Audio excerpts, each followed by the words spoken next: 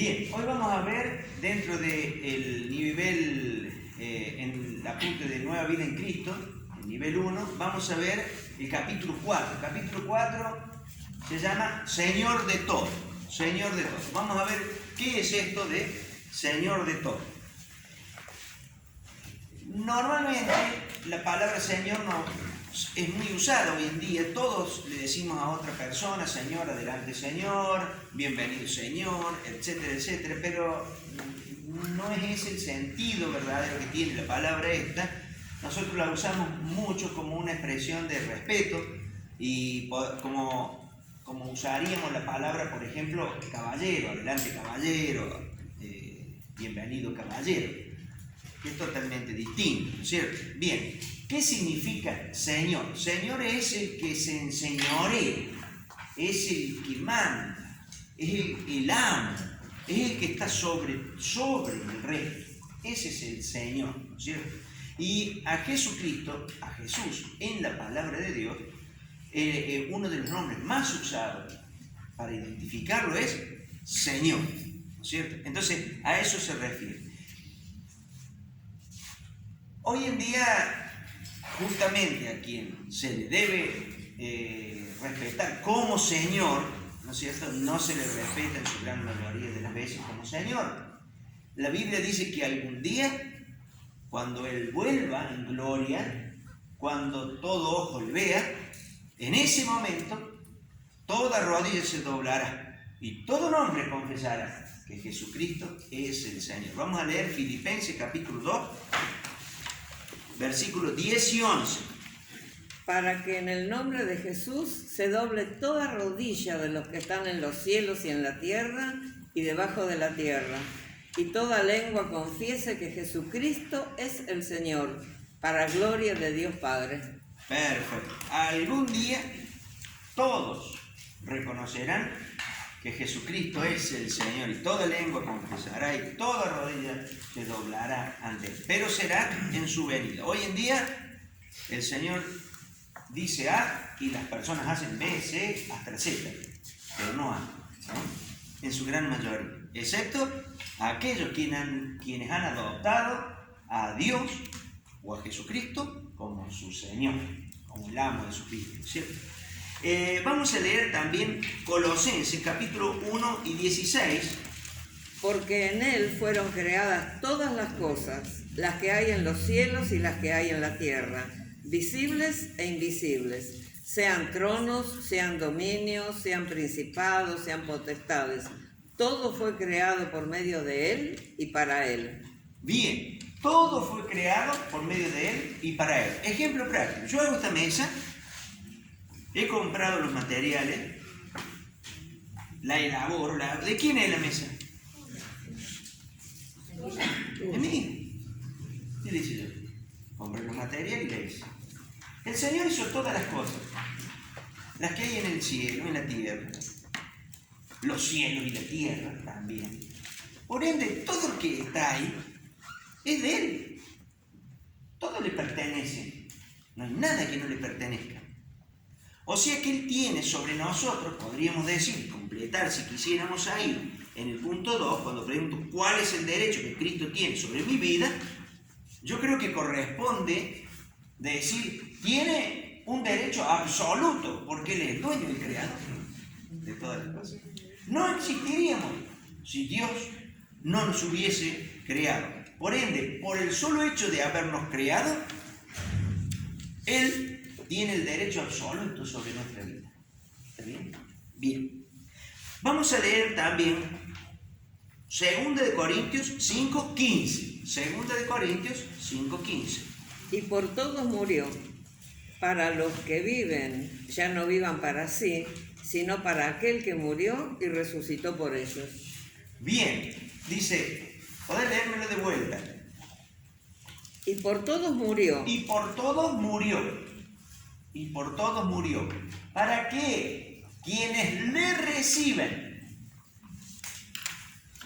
que son aquellos que le han recibido como su Salvador, Adelante, siga leyendo. Ya no vivan para sí, sino para aquel que murió y resucitó por ellos. Perfecto, ¿no? Es decir, el Señor nos ha comprado a través del sacrificio que Él hizo en la cruz por nosotros. ¿Está bien? O sea que tiene doble derecho. Primero porque nos creó y luego porque nos compró también por medio de su sangre, ¿no? Es a través de la muerte. ¿Se entiende ese concepto?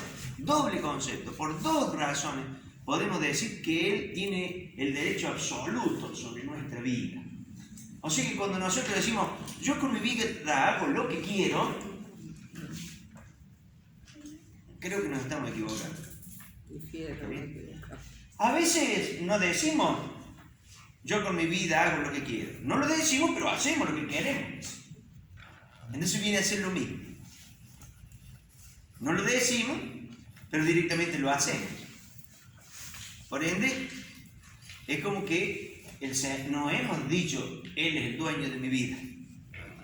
Cuando decimos vida, decimos nuestro tiempo, decimos nuestros años sobre la tierra, decimos nuestra manera de actuar, decimos todo de nosotros. O sea que nosotros no podemos disponer de nuestra vida como a nosotros nos agrada. Nosotros no somos dueños de nosotros mismos. Tenemos un amo y ese amo, ese Señor, es Jesús. Y no hay ningún problema con él. Porque cuando nosotros lo recibimos como nuestro Salvador y también lo reconocemos como el Señor de nuestra vida. ¿Está bien? Y nada de eso impide que nuestra vida sea una vida excelente. Todo lo contrario, ¿no? Lo vamos a ir viendo eso. Vamos a leer también 1 Corintios capítulo 6, versículo 20. Porque habéis sido comprados por precio. Glorificad pues a Dios en vuestro cuerpo y en vuestro espíritu, los cuales son de Dios. Bien, se nos va aclarando un poquito. Habéis sido comprados. Miren, volviendo a la mesa, volviendo al ejemplo de la mesa. Primero, esta madera es mía, yo la compré. Luego hice la mesa, por ende, soy dueño absoluto de esta mesa. Pero luego la vuelvo a comprar, ¿no? Eso es lo que hizo Cristo por nosotros en la cruz. ¿Podré leerme ahora nuevamente el versículo? Porque habéis sido comprados por precio. Glorificad pues a Dios en vuestro cuerpo y en vuestro espíritu, los cuales son de Dios. ¿Los cuales son de quién? De Dios. Que no son. ¿Está bien? Él es el dueño. Él es el Señor de mi vida. Yo no puedo decidir hacer lo que yo quiera. Cuando yo malgasto mi vida, estoy malgastando algo que no es mío. Así de sencillo. Cuando yo malgasto mi vida, malgasto algo que no es mío. Cuando yo desperdicio algo de mi vida, no es que simplemente desperdicie mi vida, estoy desperdiciando algo que no es mío, es del Señor. Ese concepto lo tenemos que tener como cristianos, ¿cierto? Hemos sido comprados. Él es nuestro dueño porque nos creó, pero a su vez, después nos ha comprado. Este capítulo se divide en tres partes.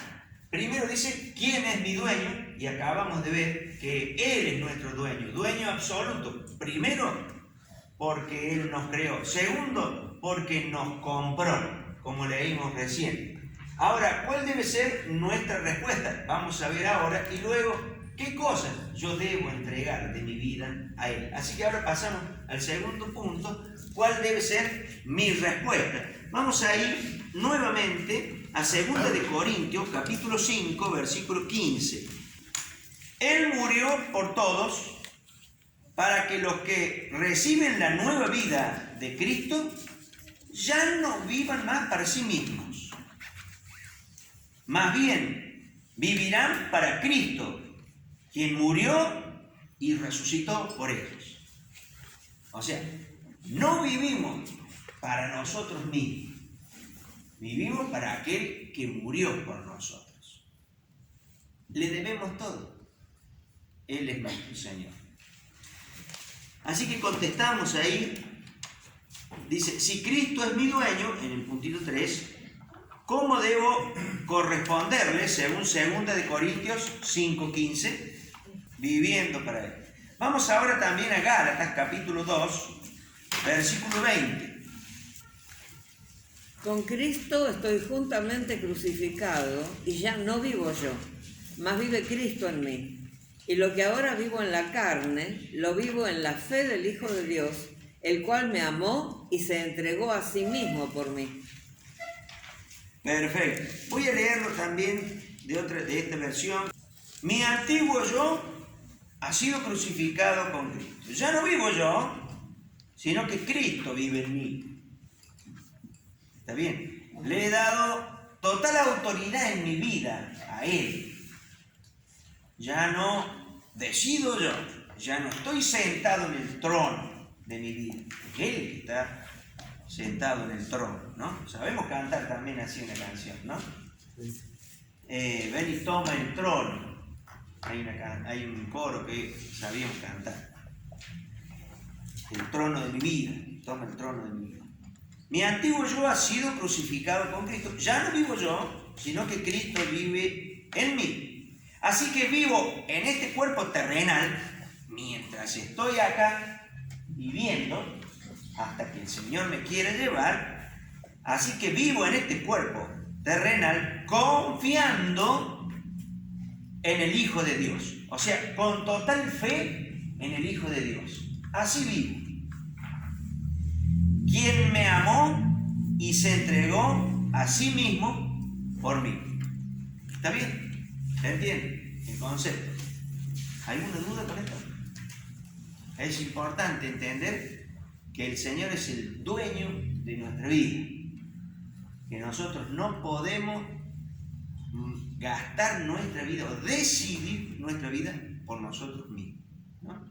Por eso la importancia de la comunión diaria, la importancia de estar en oración, para que Él, que es el dueño, gobierne nuestras vidas, nuestro corazón, y que nuestro proceder y nuestras decisiones estén enfocadas en su soberana voluntad para nuestras vidas. No somos dueños de nuestra vida. Él es nuestro amo, y nosotros le debemos a Él el respeto y el aceptar su señoría. Él es el Señor de nuestra vida. ¿Está bien? Cuesta, ¿no es cierto? Siempre nos gusta hacer y mandar nosotros, nos gusta decidir nosotros.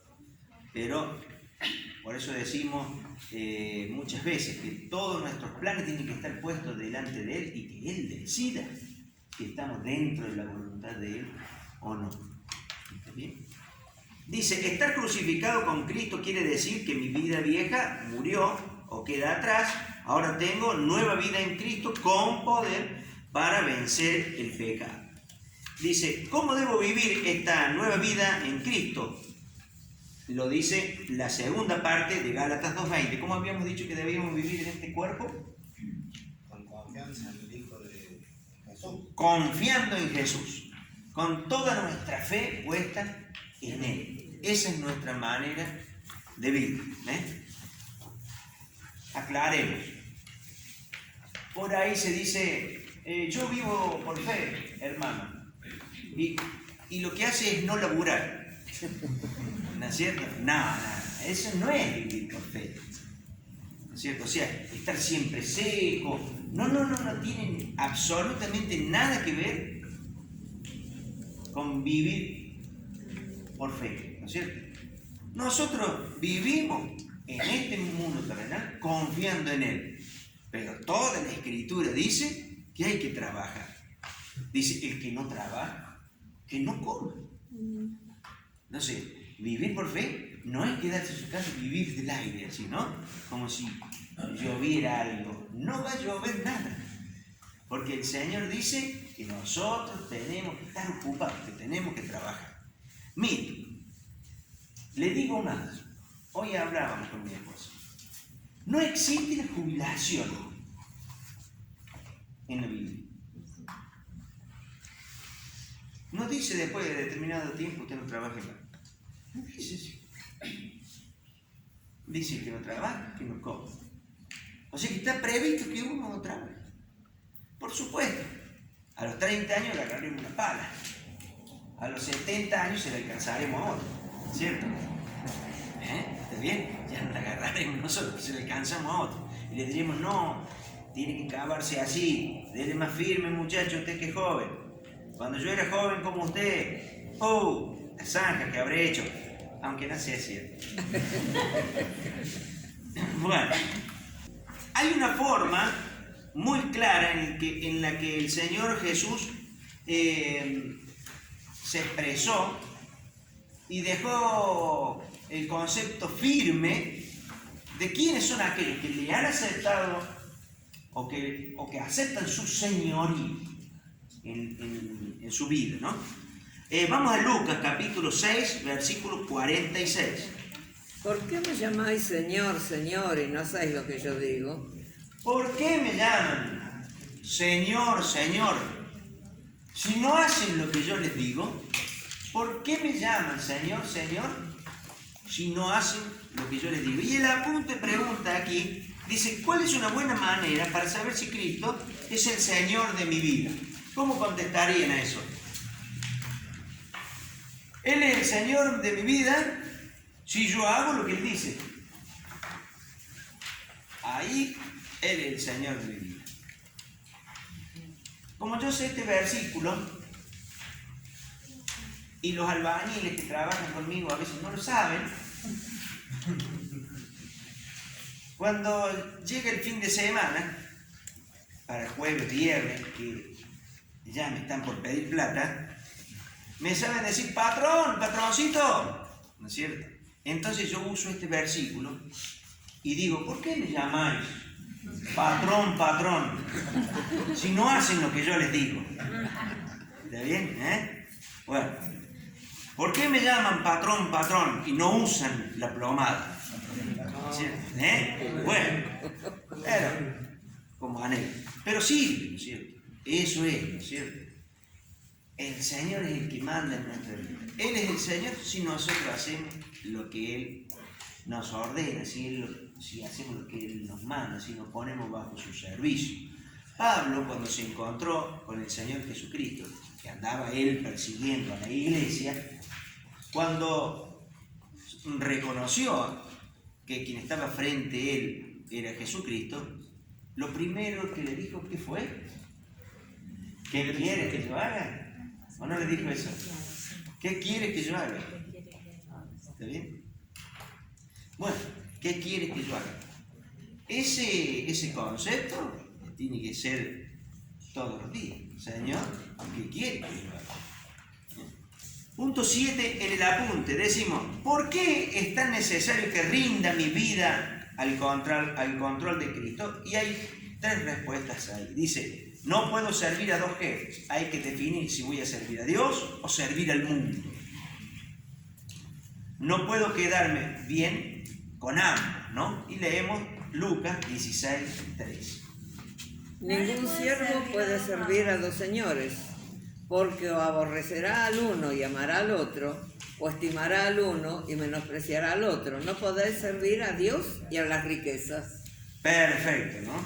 Bien, entonces no se puede servir a 2 jefes. Dice, sin Cristo, al timón de mi vida, soy esclavo del pecado, finalmente. Es decir, o acepto el señorío de Cristo, o termino aceptando el poder del pecado en mi vida, ¿no es cierto? Uno me lleva a la vida y otro me lleva a la muerte. A ver, Marcelo, lo vamos a leer. Romanos 6:16. ¿No se dan cuenta de que uno se convierte en esclavo de todo lo que decide obedecer? Uno puede ser esclavo del pecado, lo cual lleva a la muerte, o puede decidir obedecer a Dios, lo cual lleva a una vida recta. Perfecto, ¿cierto? Si no obedezco, llevo una vida contraria a Dios. Si obedezco a Dios, me lleva a una vida que es la que corresponde. Perfecto, eso es lo que decía Romanos 6:16. Dice, un día tendré que presentarme ante el tribunal de Cristo para rendirle cuentas. 2 de Corintios 5:10. A ver qué dice. Porque es necesario que todos nosotros comparezcamos ante el tribunal de Cristo, para que cada uno reciba según lo que haya hecho mientras estaba en el cuerpo, sea bueno o sea malo. Perfecto, ¿no es cierto? Un día estaremos ahí, en el tribunal de Cristo. Cabe acotar, ¿no es cierto?, que esto del tribunal de Cristo, en el original es el podio de los triunfadores, ¿no? Entonces, allí recibiremos simplemente premios por las cosas, por las obras buenas que hayamos hecho. Y aquellas obras que hayamos hecho, pero que no hayan tenido la motivación correcta, esas obras serán quemadas. ¿Está bien? Pero en realidad no es que, vamos a recibir algún tipo de castigo. Simplemente sufriremos pérdida de aquellas obras que hemos hecho con una mala motivación, ¿no? Si queremos aclarar un poquito más esto del tribunal de Cristo, para que no quede duda, ¿no es cierto?, de que no es que vamos a ir a un tribunal donde vamos a tener que rendir cuentas por alguna cosa, algún pecado que hayamos cometido. ¿Por qué digo esto? Porque cuando nosotros vayamos al cielo, ¿cuántos pecados vamos a tener? Ninguno, porque Cristo quitó todos nuestros pecados, no vamos a ser juzgados por nuestros pecados. La salvación de Cristo abarca todo esto. Cristo quita todos nuestros pecados.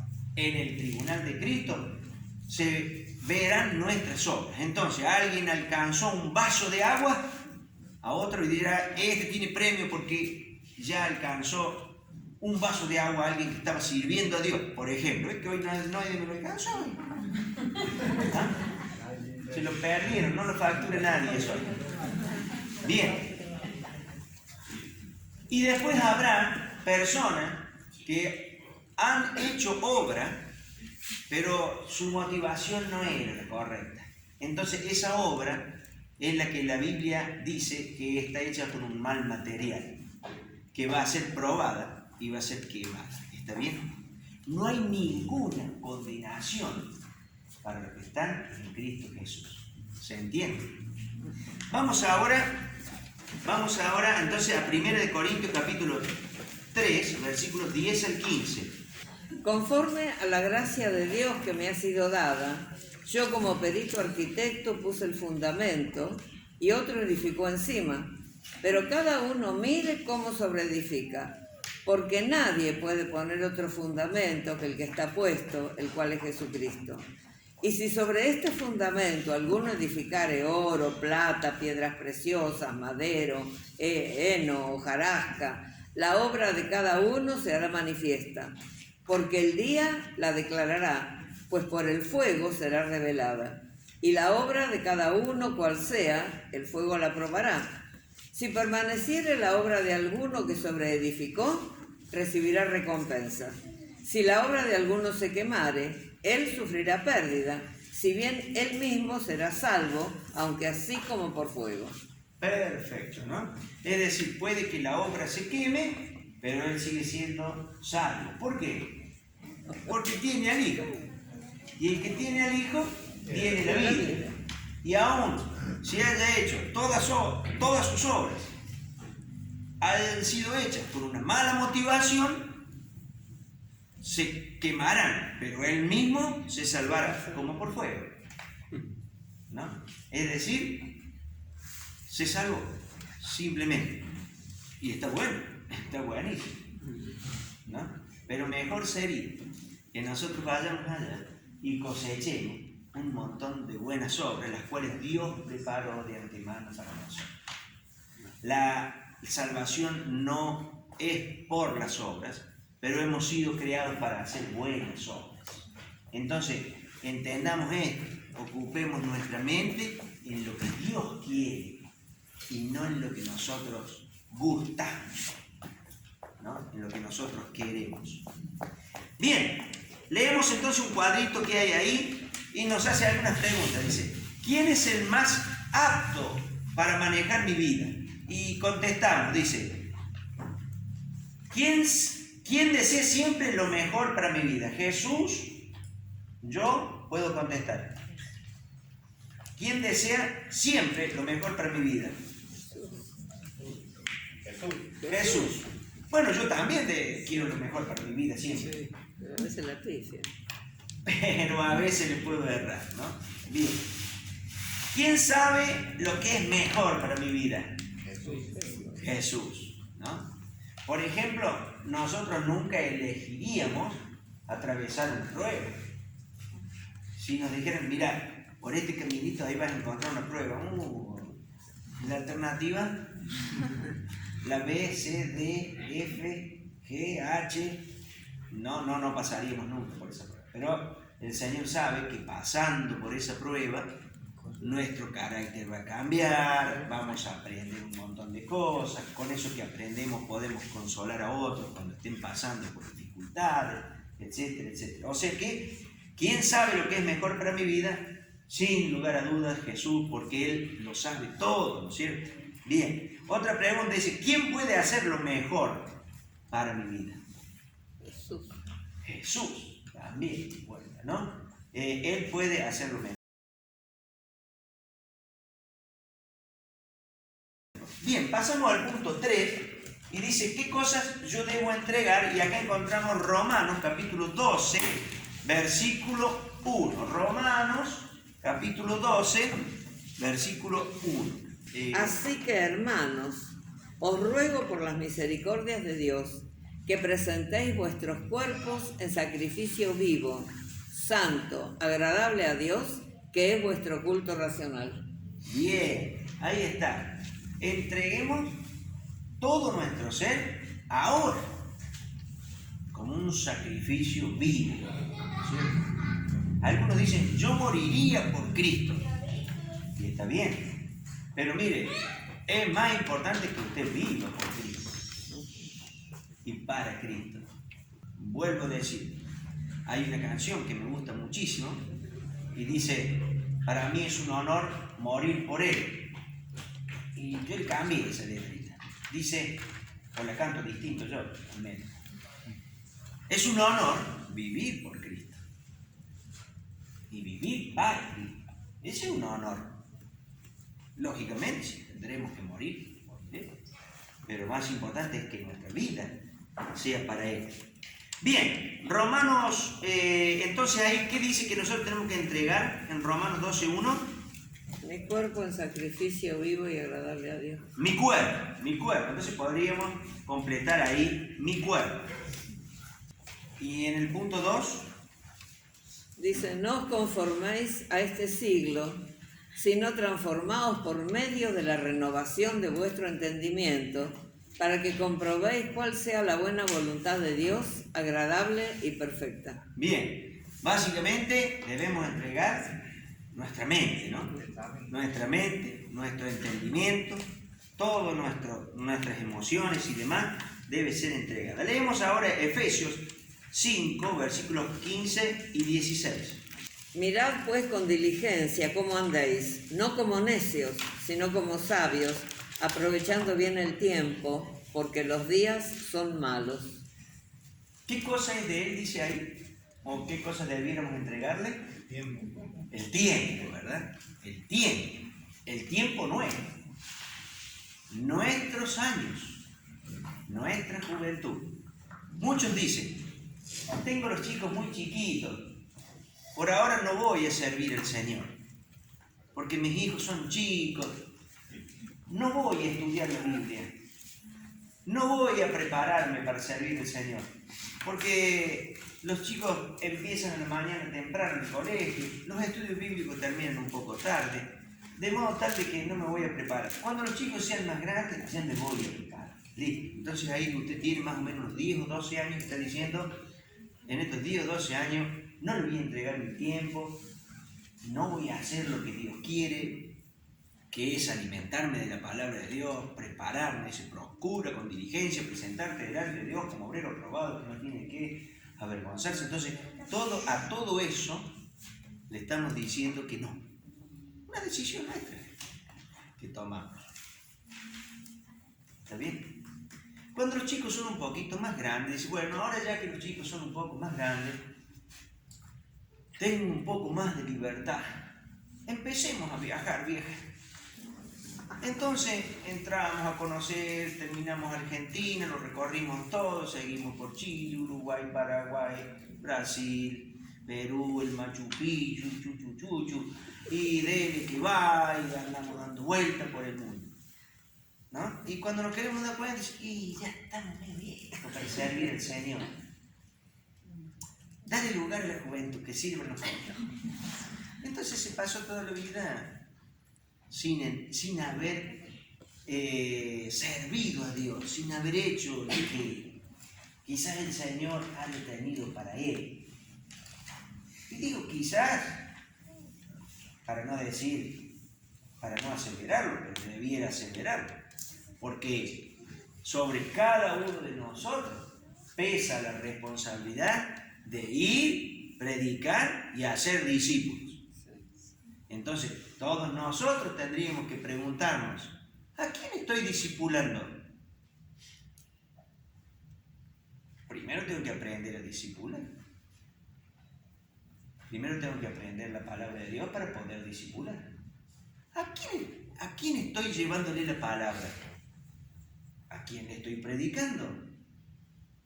¿A quién le estoy enseñando la Biblia?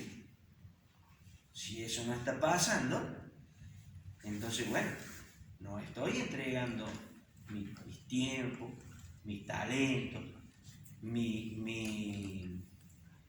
dones, etcétera, etcétera, que yo he recibido de parte de Dios, ¿no? Hay un cuadrito ahí muy bonito que dice, una entrega diaria a Cristo. Romanos 12:1 nos exhorta a entregar nuestros cuerpos a Cristo. La siguiente oración puede servir de modelo para esa entrega cotidiana. Señor, me entrego a ti. Toma mi mente y lo que pienso. Toma mis ojos y lo que veo. Toma mis oídos y lo que oigo. Toma mis labios y lo que hablo. Toma mi corazón y ve mis actitudes. Toma mis manos y lo que hago. Toma mis pies a donde voy. Toma mi cuerpo, es tu templo. Lléname con tu Espíritu Santo. Quiero obedecerte, quiero hacer tu voluntad. Bien, aquí daríamos por terminado lo que es el capítulo número 4 de Nueva Vida en Cristo. Si usted nunca ha recibido a Cristo como su Salvador y Señor, yo le invito a que hagamos esta oración juntos. Padre eterno, me dirijo en oración a ti para decirte que reconozco que soy un pecador, que me arrepiento de mis pecados, perdóname, Señor, y creo que tu Hijo Jesucristo es el único Salvador y ha muerto por mis pecados. Le recibo a Jesús como mi único Salvador y Señor. Escribe mi nombre en el libro de la vida. En el nombre de Jesús. Amén.